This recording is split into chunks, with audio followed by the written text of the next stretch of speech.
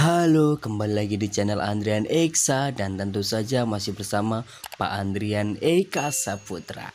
Selamat hari Selasa dan selamat datang di segmen Selasa Bahasa, Bahasa Indonesia yang pintar dan lucu. Kali ini kita akan ditemani oleh seorang mahasiswa dari Sastra Indonesia UNY dan kita akan membahas mengapa orang Indonesia harus belajar bahasa Indonesia dan apa yang dipelajari dari TK, SD, SMP, SMA sampai ke perguruan tinggi yang selalu ada bahasa Indonesia. Tapi sebelum itu seperti biasa intro dulu ya.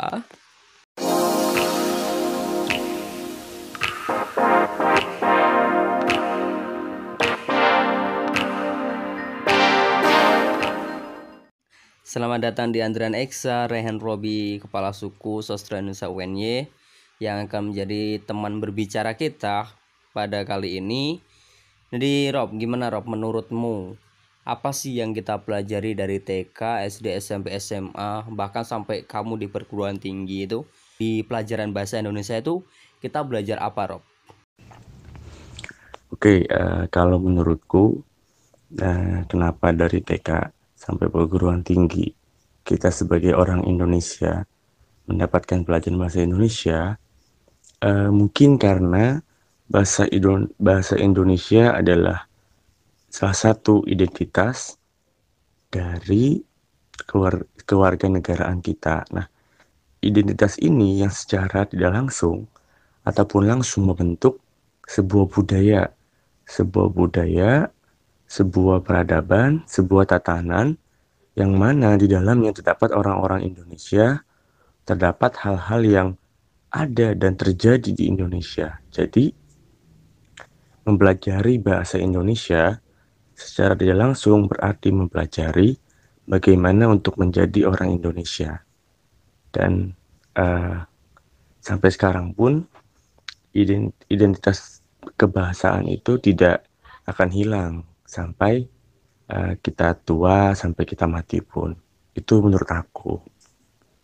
Nah, sekarang nih Rob, kalau menurutmu sebenarnya pembelajaran bahasa Indonesia dari TK sampai perguruan tinggi itu apa sih yang benar-benar harus dipelajari oleh kita ataupun oleh penutur asing dari bahasa Indonesia itu apa menurutmu?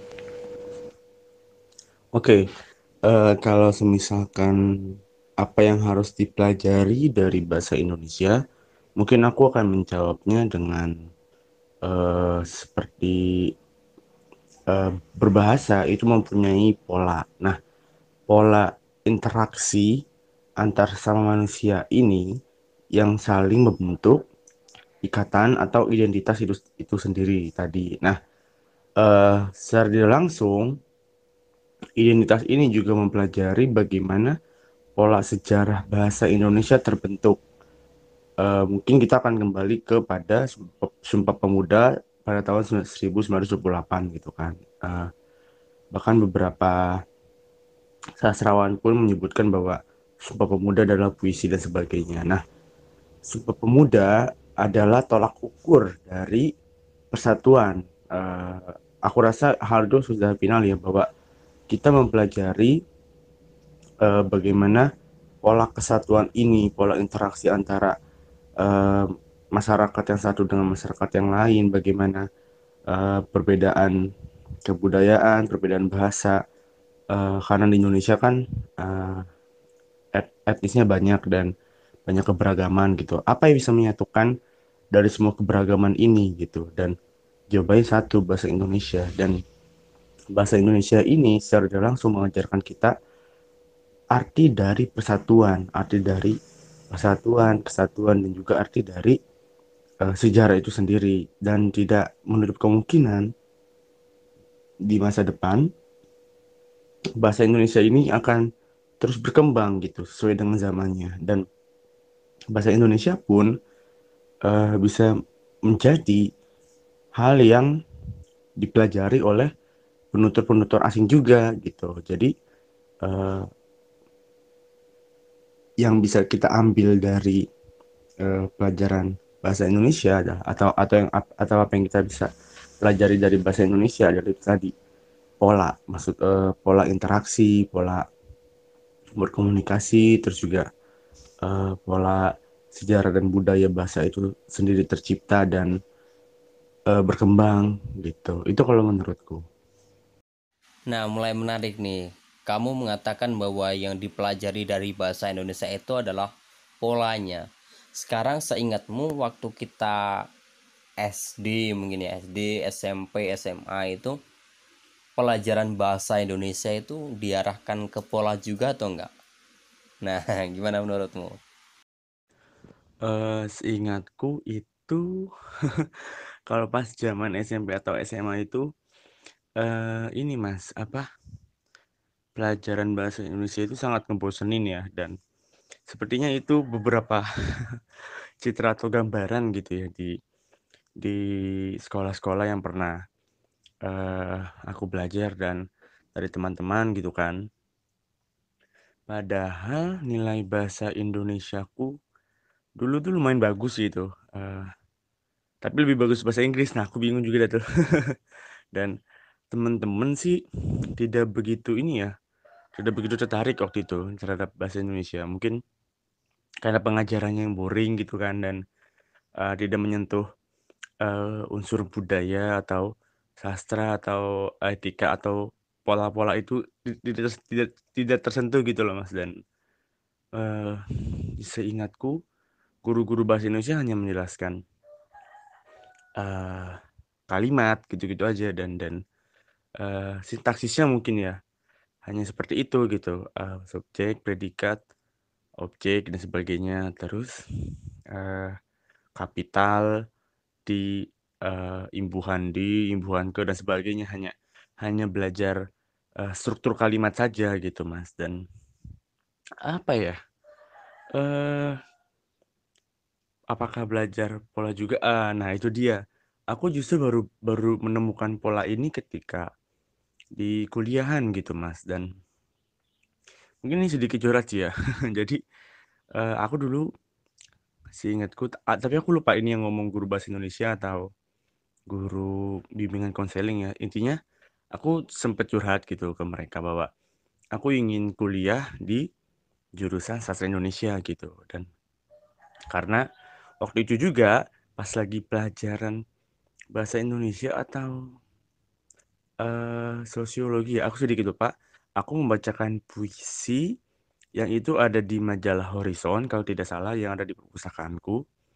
Itu zaman SMA ya dan ketika aku membacakan puisi itu ada hal vulgar ya, aku lupa. Pokoknya tentang bibir atau dada atau apa gitu dan langsung diberhentikan oleh guru ketika aku sudah membaca puisi itu dan malu banget aku malu banget gitu kan. Malu banget. Itu yang membuat aku motivasi untuk bisa masuk ke sastra Indonesia. Di samping itu juga tulisan tulisan tanganku kan jelek banget ya, maksudnya tidak bagus gitu kan.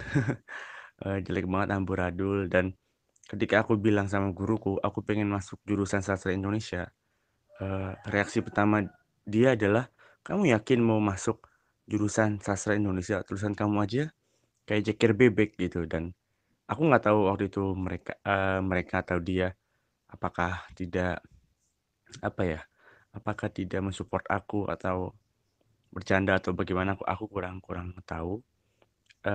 Tapi ada satu momen di mana guru bahasa Indonesiaku mengajari aku untuk menulis dengan rapi gitu di SMA gitu. Dan tiap hari itu ditagih, "Ayo Robi kamu tulis ini pelan-pelan dan sebagainya." Aku nulis lagi pelan-pelan kayak TK atau SD gitu Mas. Aku nggak tahu ya apakah aku ada kelainan atau memang karena tidak sering latihan tulis tangan gitu kan. Karena dari kecil sukanya membaca gitu dan nah, mungkin pola-pola ini secara tidak langsung tidak diajarkan di dalam, bangku sekolah ya, Mas, lebih ke arah bagaimana murid-murid bisa menangkapnya aja gitu dan, justru menurutku, hal-hal yang harus ditangkap oleh murid sendiri ini kadang tidak sepenuhnya bisa ditangkap oleh siswa-siswa yang lain gitu, Mas. Jadi, sedikit ini ya, sedikit ironi gitu, maksudku bahasa adalah gerbang menuju banyak hal gitu, menuju, sejarah, menuju menuju budaya, menuju politik bahkan ya kan. menuju agama dan sebagainya gitu. Dan ketika landasan berbahasa kita tidak kuat, polanya tidak tertata gitu, akhirnya kacau gitu. Aku untuk mempelajari sesuatu harus belajar dulu bagaimana bahasa yang diciptakan oleh penulis ini gitu, agar agar bisa masuk pesannya. Makanya ketika pola-pola berbahasa ini tidak tertata, tidak teratur, yang ada bagiku hanyalah misinformasi gitu, adanya informasi yang tidak tertangkap secara utuh. Dan pola ini apakah dipelajari oleh siswa-siswi di SMP atau SMA? Aku rasa tidak begitu eh, dipelajari ya, lebih ke arah bagaimana siswa menangkapnya, dan ini yang sangat disayangkan gitu. Salah satu kepala sekolah di Bantul itu pernah bilang bahwa pelajaran bahasa Indonesia adalah gerbang masuk untuk memahami mata pelajaran yang lain. Nah, menurut beliau bahwa ketika siswa ini tidak memahami bahasa Indonesia, maka siswa tersebut juga akan kesulitan memahami mata pelajaran yang lain. Gimana tuh menurutmu, Rob? Aku setuju banget, Mas. Bahasa Indonesia memang gerbang untuk memahami semua pelajaran-pelajarannya, khususnya di sekolah ya, karena bagiku selain guru yang mengajar macam-macam tuh, mau itu eh, IPS kah, atau IPA kah, atau matematika sekalipun, atau ekonomi sekalipun, aku rasa semua guru harus bisa untuk mempelajari bahasa Indonesia.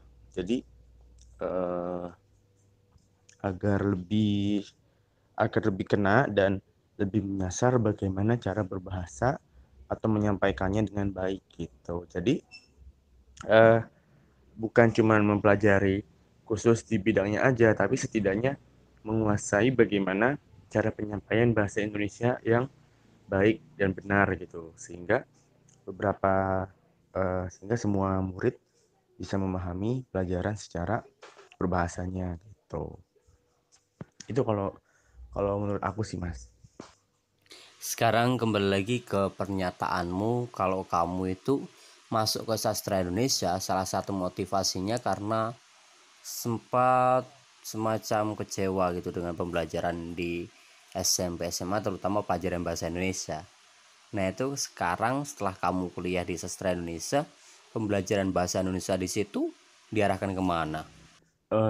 Aku jujur ini ya, Mas, apa eh, dalam proses kuliah gitu, kan sudah 3 kali pindah kuliah gitu kan. Pertama di Jakarta, terus di eh, UIN Jogja gitu, ambil sejarah kebudayaan Islam, dan sekarang di UNY gitu kan, sastra Indonesia. Perjalanannya panjang banget, dan yang membuat eh, menariknya adalah aku jujur dari aku sendiri tidak menemukan apa ya, kebahagiaan atau rasa puas dalam pembelajaran di UNY sendiri ya, khususnya ya. Karena secara kelas ya mungkin hanya beberapa dosen aja yang mengajarinya itu interaktif juga, apa namanya, ada diskusi ya, tapi ya itu kebanyakan adalah teori dan presentasi, sekali bahas kelar gitu. Jadi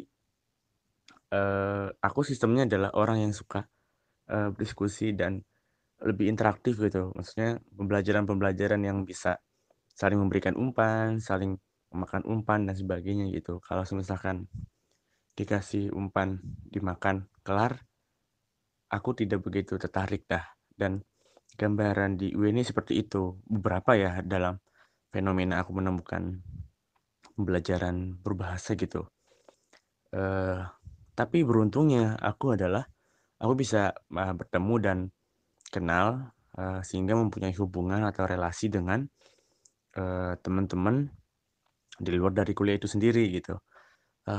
Aku rasa justru malah berangkat dari diskusi, berangkat dari pertemuan, pertemuan dengan teman-teman, berangkat dari hal-hal yang di luar dari kelas-kelas teori, itu yang memperkenalkan aku dengan bahasa yang sesungguhnya gitu.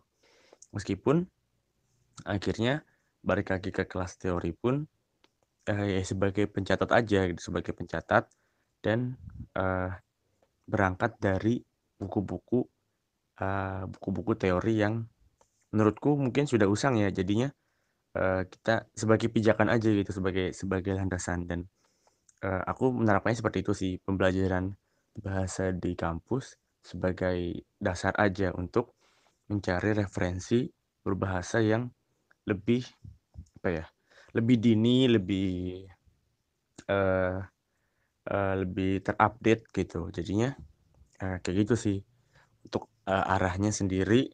Aku sedikit bingung sih karena aku ngambilnya di wilayah sastra dan jurnalistik gitu kan, dan eh, cukup interaktif sih. Tapi kalau di kelas bahasa sendiri, maksudnya linguistik, aku kurang kurang kurang tahu ini ya, kurang tahu gimana teman-teman responnya. Tapi menurutku di beberapa pelajaran yang pernah aku ikuti linguistik, aku aja ngulang 3 matkul linguistik gitu kan. Dan eh, mungkin karena aku yang terlalu lunak kah, atau terlalu karet kah, atau mungkin ya yang sehingga beberapa pelajaran tidak masuk itu bagiku ya.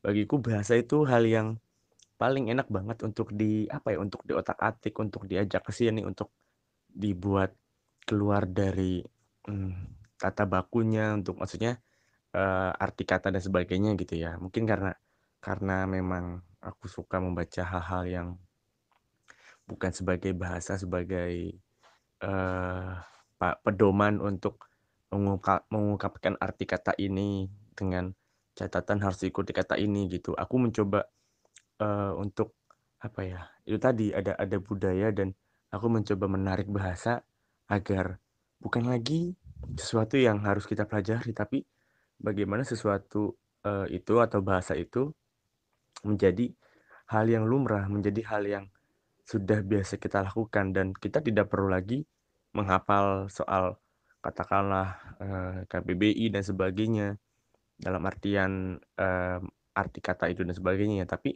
bagaimana eh, fenomena kebahasaan ini, bagaimana penggunaan bahasa ini menjadi cair gitu. Jadinya tidak ada sekat antara satu orang dengan orang yang lain. Kalau misalkan dua orang tersebut atau lingkaran dari masyarakat tersebut memahami bahwa bahasa ini adalah hal yang cair gitu, hal yang cair, hal yang enak dibawa kemana-mana, dan bisa semua orang bisa berbahasa gitu kan.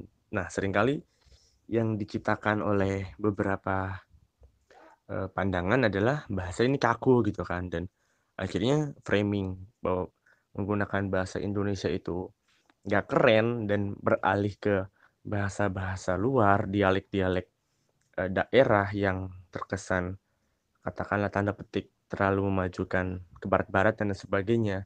Ini secara tidak langsung mengikis akar dari kebahasaan kita gitu. Misalkan akar kebahasaan kita cair dan tertanam, itu asik banget gitu belajar bahasa Indonesia. Dan setiap kata bisa tumbuh, setiap kata bisa mempunyai arti yang lain, setiap kata bisa mempunyai makna yang lain. Itu kalau buat aku, Mas. Nyambung lagi kan, nah gini ini menarik ini soalnya kan pernah ada tuh dulu wacana bahkan ada pengerucutan bahasa daerah. Itu dikarenakan disinyalir bahwa salah satu penyebab pertikaian di daerah-daerah itu karena gagalnya komunikasi di antara masyarakat, terutama dalam pemakaian bahasa daerah.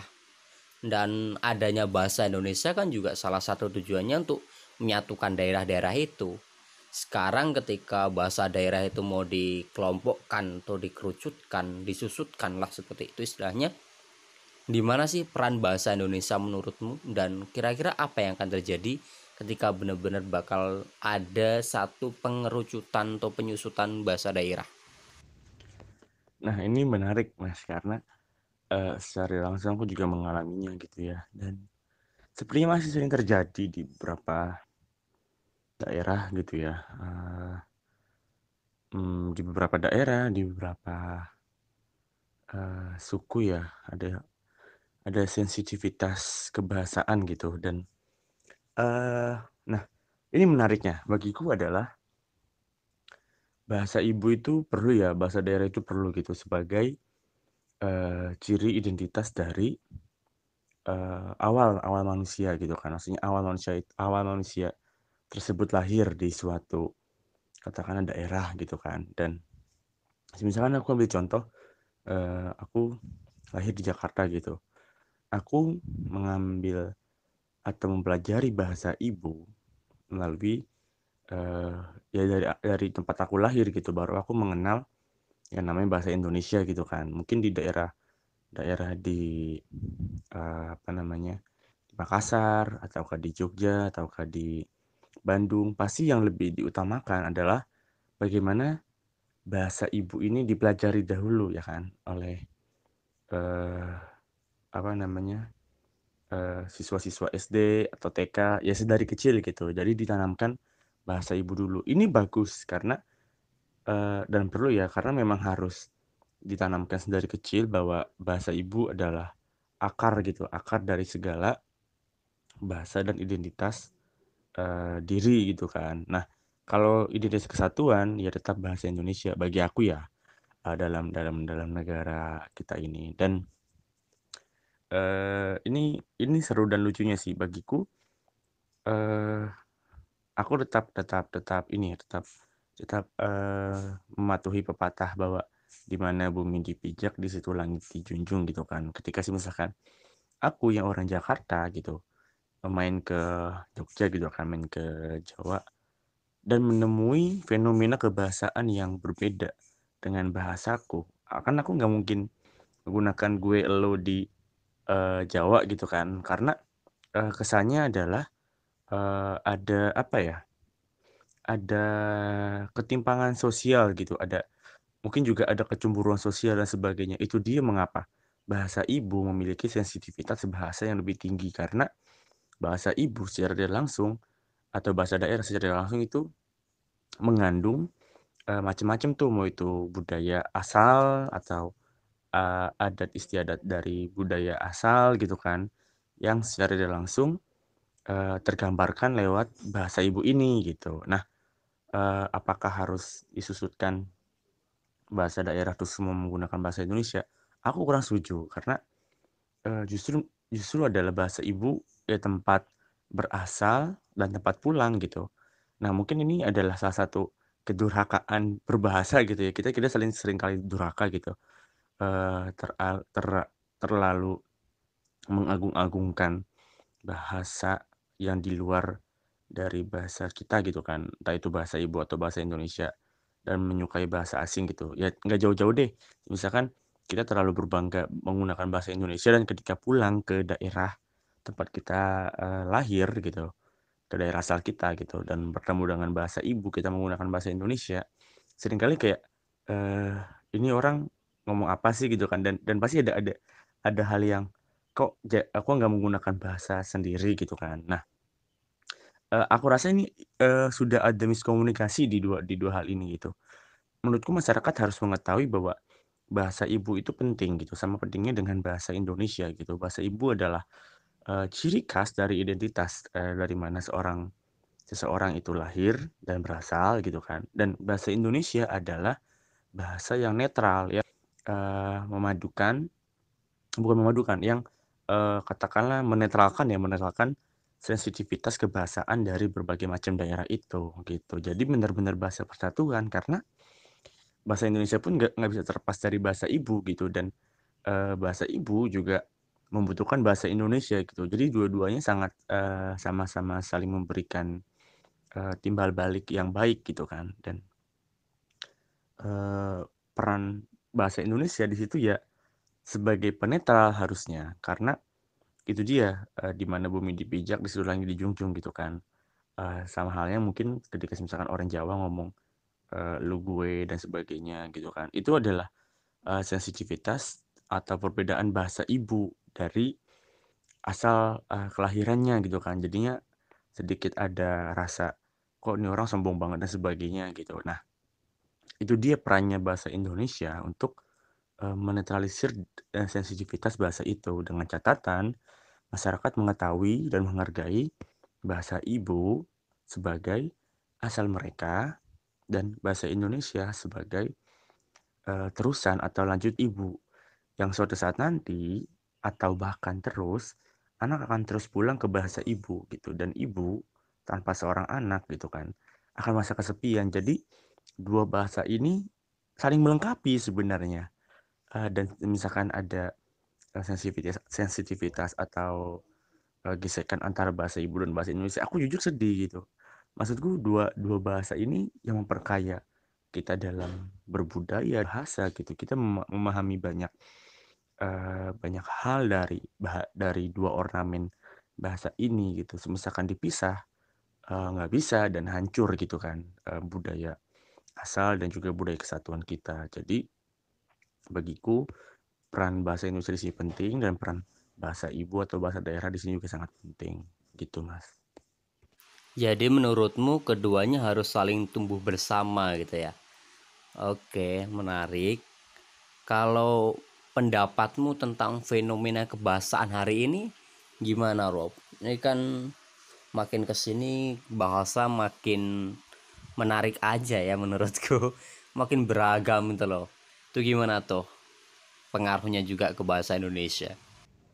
Iya benar Mas, keduanya harus dijaga dan tumbuh bersama. Nah, untuk fenomena bahasa yang makin subur, aku sangat menyukai eh, beberapa beberapa fenomena bahasa hari ini, dan eh terbukti dari sekarang itu lagi rame-ramenya seputar lokalitas. Kalau dari segi puisi ya, dan karakteristik dari tiap kedaerahan ini yang memperkaya bagaimana khazanah kesusastraan Indonesia itu ya. Kalau dari segi puisi gitu kan, dimana mungkin beberapa tahun lalu orang-orang masih malu menggunakan atau dirasa kurang pas menggunakan bahasa ibu atau lokalitas dalam karya-karya puisi-puisi gitu ya, atau mungkin aku meneliti puisi sih, dan aku menemukan sedikit saja gitu. Nah, sekarang ini merebak banget gitu, apalagi dari Indonesia Timur ya. Mereka semakin memperkaya bagaimana dunia timur, bagaimana budaya dan adatnya di sana gitu. Macam-macam tuh, mulai dari makanannya, terus tradisi mereka, ritus mereka, dan itu asik banget gitu. Mereka jelaskan lewat bahasa ibu mereka yang juga dipadukan dengan bahasa Indonesia gitu dalam bentuk puisi ya, dan sejarahnya juga. Jadi membuat apa ya, khazanah yaitu membuat khazanah eh, kebahasaan kesusastraan Indonesia jadi semakin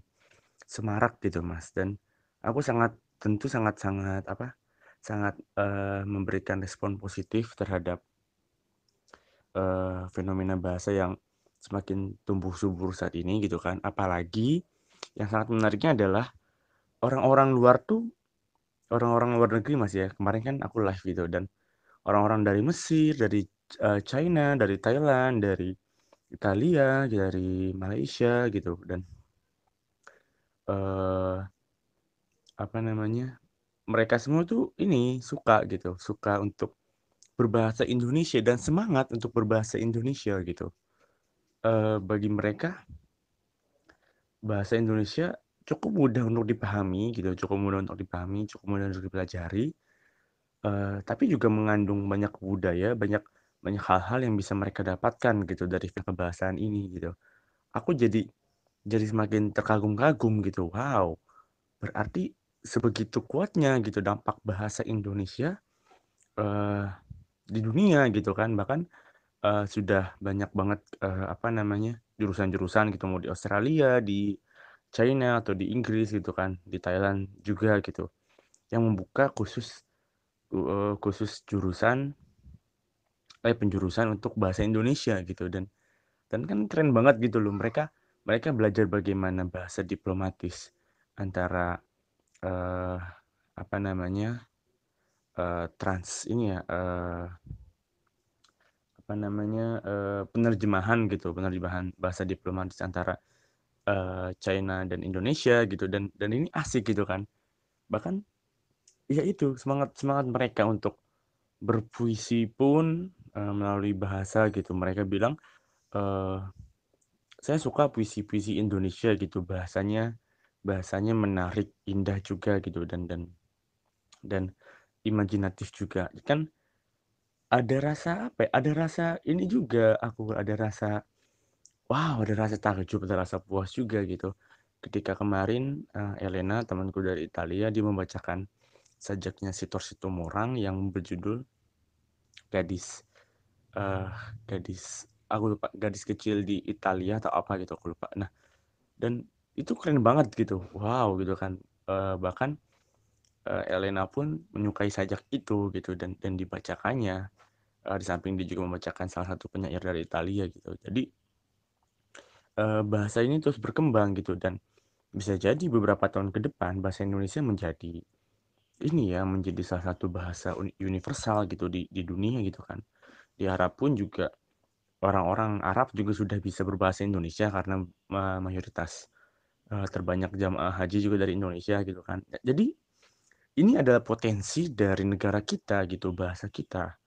Kita harus belajar bahasa asing, harus mencintai bahasa ibu harus.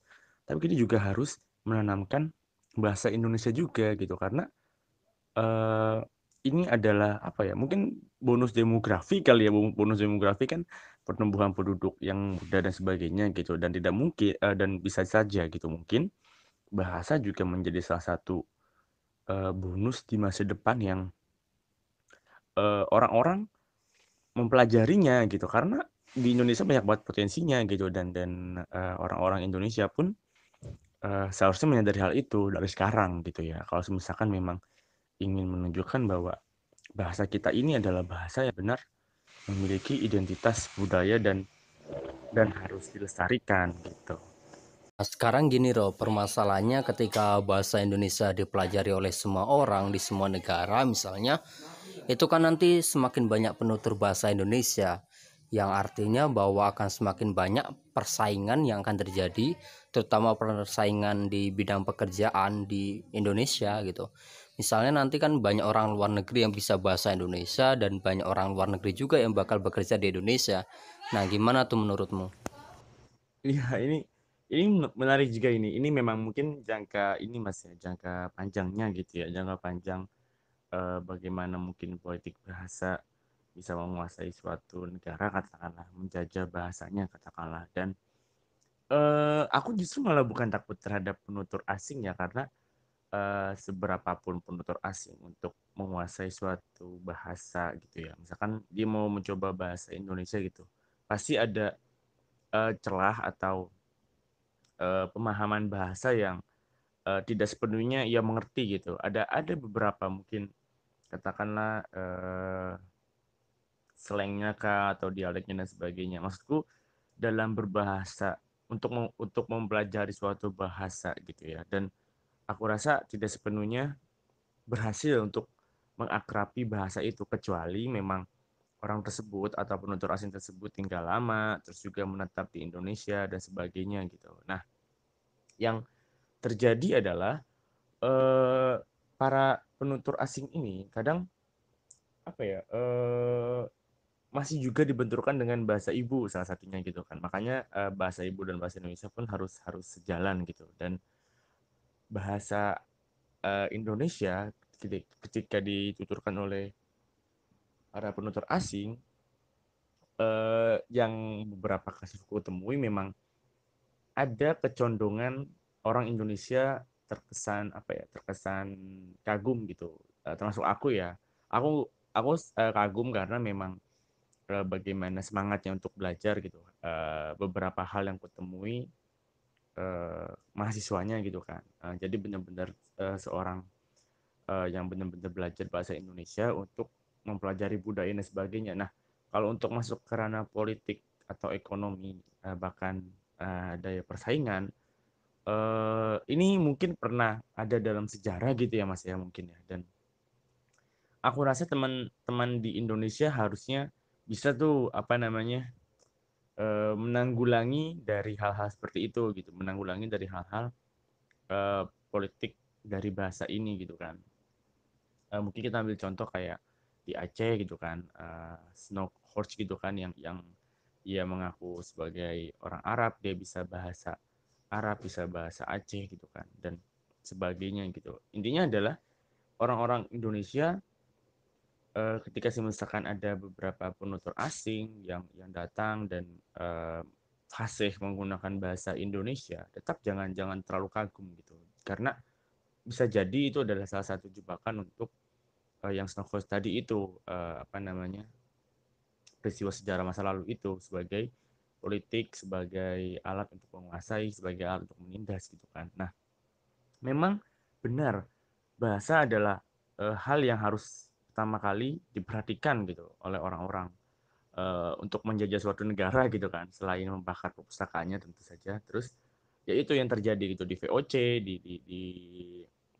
orang-orang Belanda gitu, ketika ketika datang, dan orang-orang Jepang juga kan mempelajari bahasa Indonesia juga. Nah, yang menariknya adalah bagi bagi aku ya, untuk kedepannya adalah dengan catatan orang Indonesia juga sudah paten dulu nih dengan identitasnya itu dia tadi. Kalau misalkan masih tergoyahkan dengan melihat orang, apa namanya, orang luar datang menggunakan bahasa Indonesia, dan ada daya saing untuk saling bekerja, atau untuk bahkan mengambil beberapa, atau menanamkan modal-modal di Indonesia, misalkan karena tanda petik hanya bisa menggunakan bahasa Indonesia gitu, bisa menggunakan bahasa Indonesia, orang luarnya, berarti orang Indonesia yang terpengaruh atau termakan, katakanlah jebakan dari orang luar ini, dia belum menguasai betul esensi dari bahasa Indonesia gitu. Itu dia. Jadi ada antara antara apa ya? Antara kekaguman bahasa ini juga harus hati-hati gitu. Kan memang eh, nggak perlu jauh-jauh orang luar orang Indonesia gitu. Orang di hidupku misalkan ada orang Jawa terus bisa ngomong bahasa Betawi aja, pasti kok bisa ngomong gini-gini dan sebagainya, pasti ada kekaguman tentu saja. Dan sebaliknya gitu, ada orang Jakarta ngomong Jawa, Jawa halus dan sebagainya, pasti juga ada kekaguman, dan eh, akan ada rasa lebih menaruh percaya gitu, karena telah mempelajari dan mewakili dari bahasa yang kita gunakan gitu. Nah, tapi di luar itu nggak sebegitu kagumnya mereka, karena mereka wanti-wanti gitu, apapun yang mereka bisa pakai dalam bentuk budaya atau bicarakan dalam bentuk bahasa, bisa jadi itu adalah alat untuk menindas gitu, di luar ya, yang sepemahamanku. Dan itu benar saja gitu, karena akhirnya apa ya, balik lagi ke dalam apa namanya, identitas itu. Kalau misalkan memang mohon maaf gitu, londo kayak ngomong Indonesia atau gimana ya, dia tetap londo gitu. Eh, ini adalah apa ya, mungkin hal-hal yang ini ya, hal-hal balik lagi ke zaman dahulu ya, mau orang Cina nulis pribumi kayak ya, mereka tetap orang Cina gitu dan sebagainya gitu kan. Itu kan adalah stigma-stigma di masyarakat yang cenderung rasis gitu kan terhadap suatu etnis. Nah, itu juga mungkin yang membentuk bagaimana alam bawah sadar masyarakat kita, bahwa eh, orang Cina pun datang ke Indonesia, apa namanya, atau tumbuh dan lahir di Indonesia gitu, tujuannya ya mereka menjajah ekonomi gitu kan. Itu stigma-stigma yang salah gitu kan, dan padahal kan ya mereka karena etos kerja mereka aja gitu. Nah, yang aku takutkan atau yang sering terjadi di masyarakat kita adalah seperti itu. Masyarakat kita ya kan di Indonesia lebih cenderung menutup-nutup kemungkinan-kemungkinan untuk maju gitu loh. Mereka merasa bahwa mereka sering terjajah gitu, karena mungkin memang sudah terlampau lama terjajah gitu ya. Jadi tidak tidak ada niat untuk apa ya, menjajah balik gitu kalau bahasa kasarnya ya. Tapi menurutku adalah justru ini adalah kompetisi yang asik gitu. Kalau misalkan penutur dari luar bisa mempelajari, bisa mengambil bahasa kita sebagai politik gitu, kenapa kita enggak, katakanlah kenapa kita enggak belajar dan mempolitikan bahasa mereka juga gitu kan. Nah, jadi kalau itu ada tendensi bahasa yang cenderung negatif sih, karena aku melihatnya hal-hal yang positif aja, dan pola pola kebahasan ini di satu negara di satu negara ke negara lain pun berbeda gitu. Jadi mereka tetap ada yang harus disesuaikan gitu. Dan sayangnya bagiku ya itu ya apa, kita terlalu takut untuk bertemu dengan sesuatu hal di luar diri kita yang lebih jago untuk menguasai hal-hal yang seharusnya kita lebih jago gitu. Itu bagi aku sih, Mas. Oke, terima kasih Ryan Robi sudah berbagi di channel Andrian Eksa ini, dan semoga teman-teman yang lain juga akhirnya lekas ikut berbagi seperti ini ya. Terima kasih Bapak Kepala Suku KMSI UNY, dan terima kasih juga buat teman-teman yang sudah mendengarkan obrolan kami tentang mengapa orang Indonesia harus belajar bahasa Indonesia. Dan bagi teman-teman yang punya materi menarik lainnya bisa menghubungi Andrian Eksa melalui email yang ada di deskripsi. Kemudian seperti biasa, kalau suka tekan suka, tidak suka juga tidak apa-apa, tinggal tekan aja tuh tombol tidak suka. Dan jika kalian merasa ini bermanfaat, jangan lupa klik subscribe, bunyikan loncengnya, bagikan ke teman-temanmu. Oke, begitu saja, sampai jumpa di video berikutnya.